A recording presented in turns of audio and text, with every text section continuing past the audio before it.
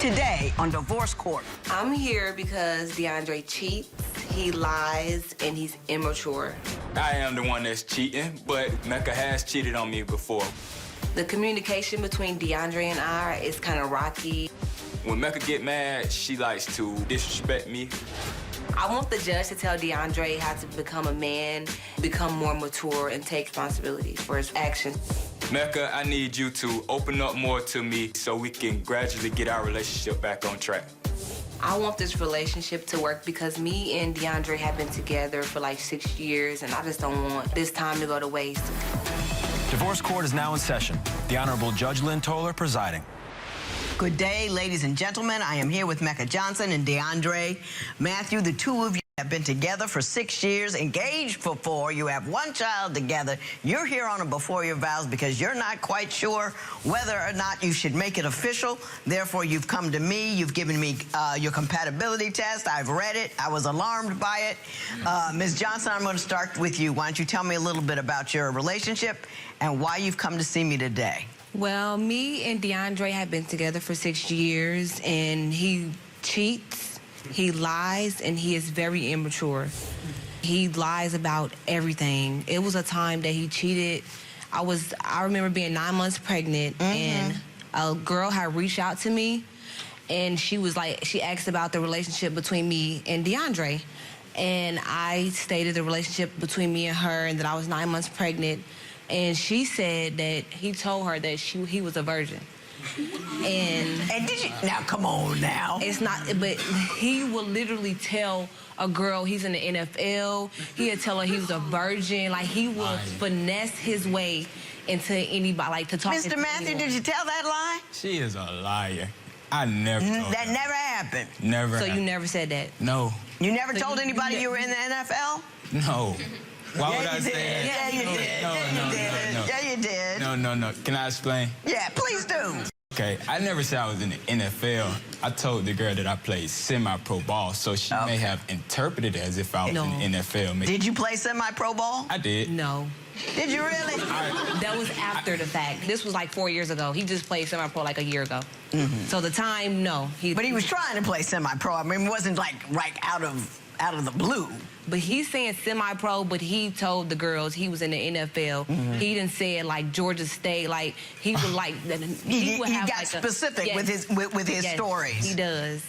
You say he has a dating phone on his app? Yes. A dating phone on his app. A dating app on his phone? Yeah, he had a dating app on his phone.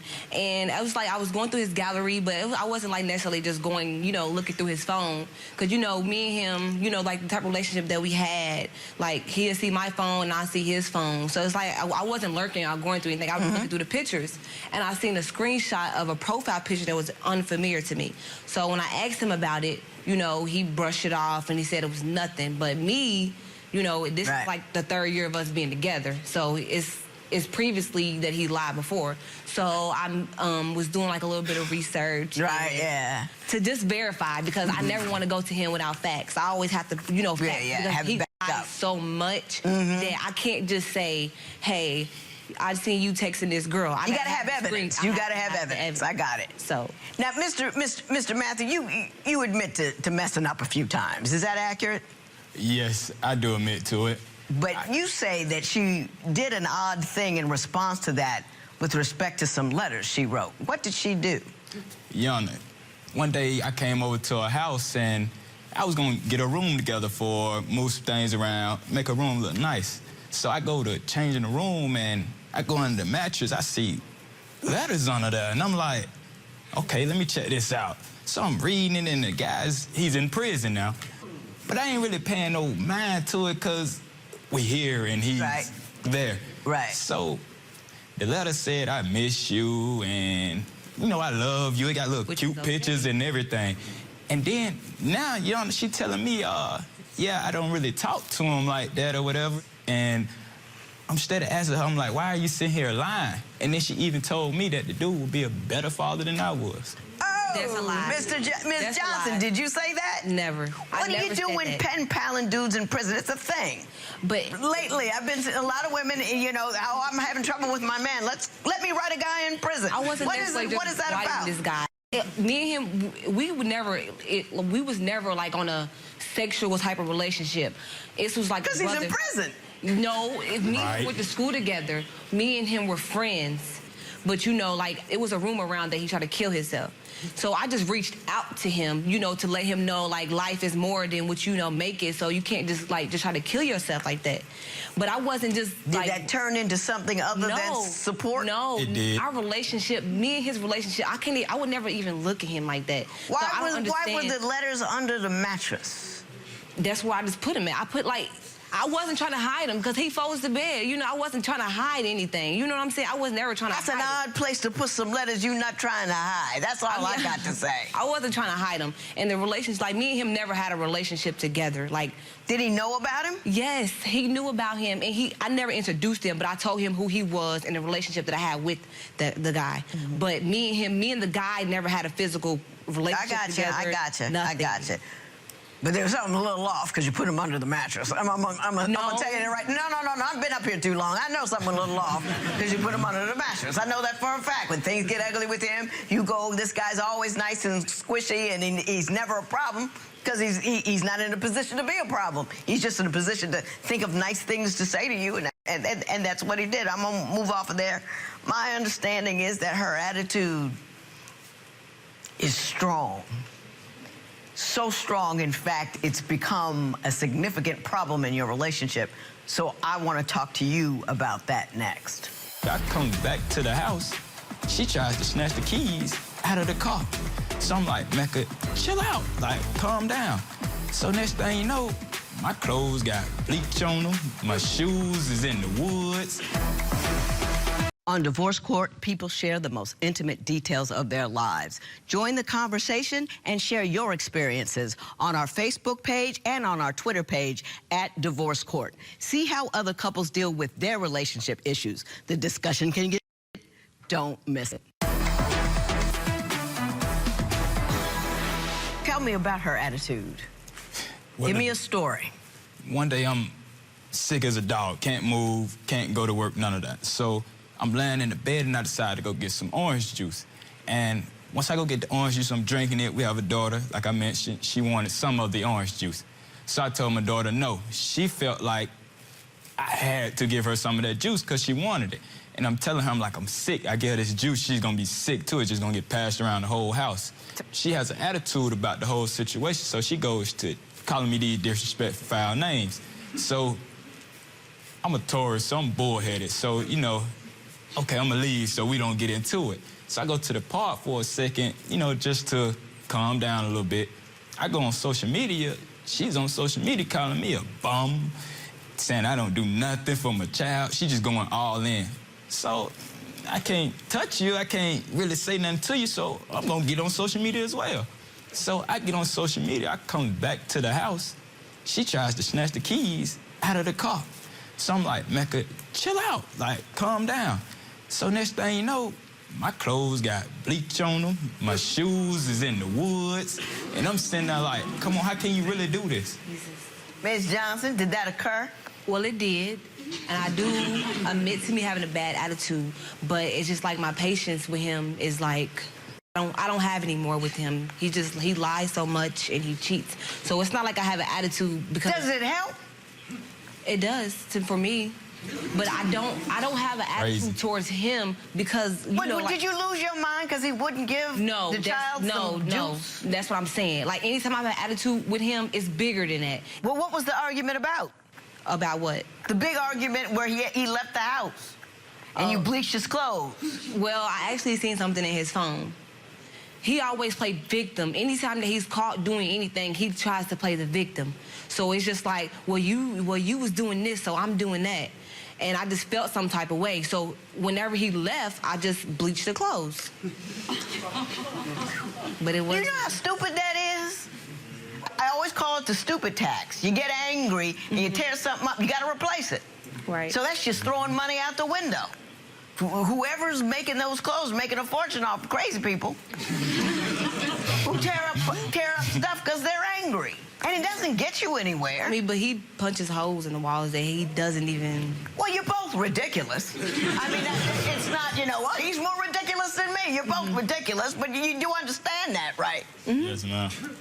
And you're here on a before your vows. You're asking me if it's wise for us to marry. That's what you came here to do.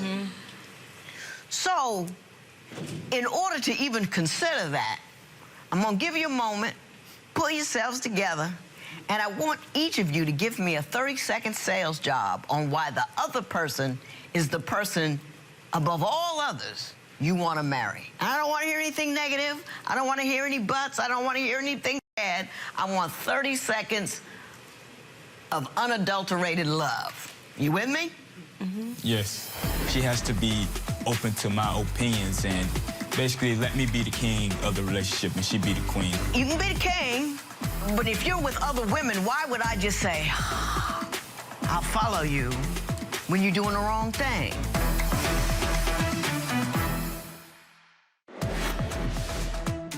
Is it ever worth it to pay the stupid tax? Tell us what you think at Divorce Court. Today's question sponsored by... So, Ms. Johnson, you know what the job is. You're gonna tell me why Mr. Matthew is the guy you want to spend the rest of your life with. Nothing negative. Go. I feel like he takes care of me, and not like on a financial level, but you know, if I ever need anything, he's there. Like, he will literally go to the end of the world to make sure I'm straight. He takes good care of me and his daughter. He just always makes sure that we're good. Like, if he's not doing good, he'll always make sure that we're good at the end of the day. Like, food, you know. He's a good provider. He takes care of you. He's a protector. Yes, he is. But he just has his, I'm sorry. Couldn't help yourself, could you? I was about to be impressed because I didn't think you could do it, be perfectly frank with you. I didn't think you would. You lasted longer than I thought, which is saying something. And you said a very nice thing about him, that he's dependable, he's a protector, and he's a provider. Mr. Matthew, I'm going to give you 30 seconds. Tell me why Ms. Johnson, above all other women, is the woman for you. Okay. Honestly, my honest opinion on why she is above everyone else is because if anyone knows me, I really came like from the bottom. I felt like I didn't have much family support, and when I met her, I could be selling grass or, you know, anything, and she's there supporting me the whole way up. And that plays a big role. If y'all can't support each other, then y'all really don't have nothing. And I feel like that played a very important part on us. And then even when it came down to me not having a place to stay, she offered her home, and we were still in high school. And she's been there ever since. And even when I didn't have a job, she helped me to get on that path to better myself. Even when there was times where I felt like I was down and I wanted to give up, she kept my head high, and she gave me that encouragement and motivation to want to do better with myself. Ooh. Impressive. Well stated. Heartfelt. Valuable. Meaningful. Yes, ma'am. Worthy. I like that. Now let me tell you what I didn't like. Your compatibility test. You over there. List 5 things that are wrong with you. You can only find 3: stubborn, mean, and attitude, which all is the same thing. You know what I mean? You're just loud and you snap, crackle, and pop a lot. And you said about pretty much the same thing about him. He took the test more seriously than you did. He spent more time, and he was more thoughtful than you were. You showed up a little girl on this, and that concerns me. You said you wanted her to be submissive. What does that mean? Okay, let me elaborate on that. Please. When I say I want her to be submissive, I want her to be more so not so dependent, and I'm not saying there's nothing wrong, you know, with her being dependent, but we are a partner, we together.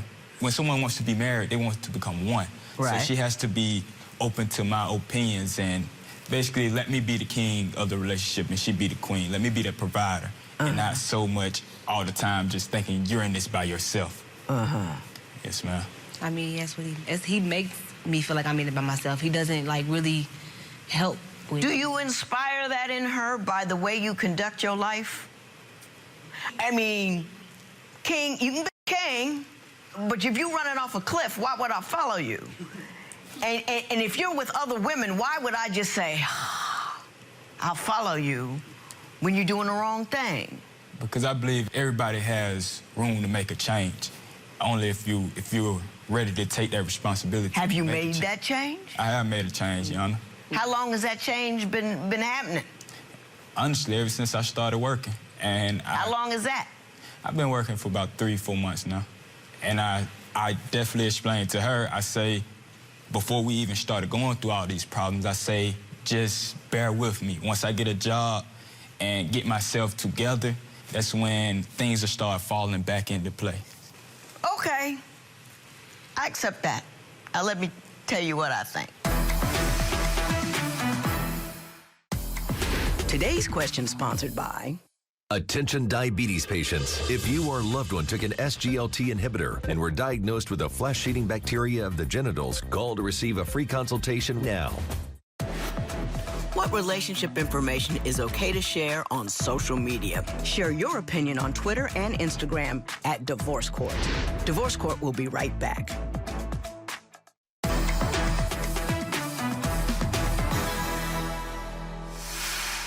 I think you're more of a kid than he is. You're conducting your relationship like you're in high school. You don't make thoughtful decisions. You make rash decisions. You go with how you feel in the moment. You tear up clothes. You put him out. You go on to Facebook and all that kind of stuff. And that's very childish and that's very immature. No matter who he is, no matter what he does, you're responsible for how you respond to it. Mm-hmm. You cannot anger a man into your arms, and you cannot track a man into being faithful.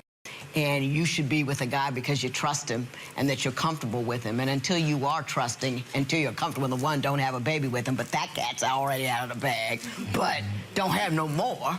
You know what I mean? But you got to be able to trust him. You know, you've been cool for 90 days. I don't know what job has to do with being able to be faithful.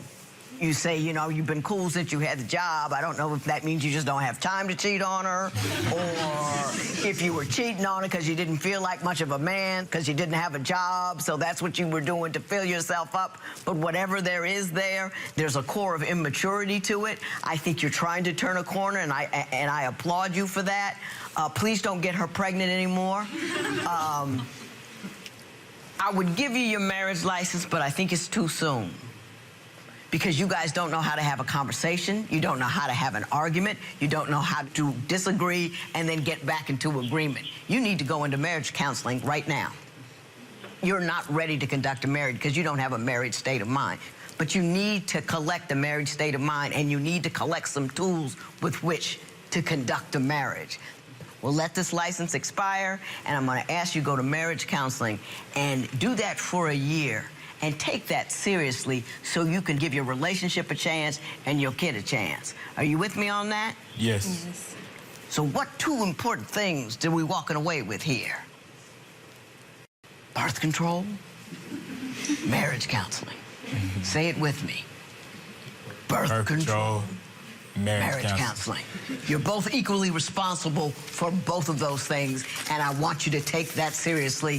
This matter is adjourned. Do you believe that this is going to work? Do you want to marry this man? I mean, I do think it's going to work, but it's just that he has to grow up, take responsibility. Judge Lynn had a lot of advice. What's some of the things you're going to walk away with? I'm definitely going to get the marriage counseling, and birth control is something that is going to be in effect immediately, actually.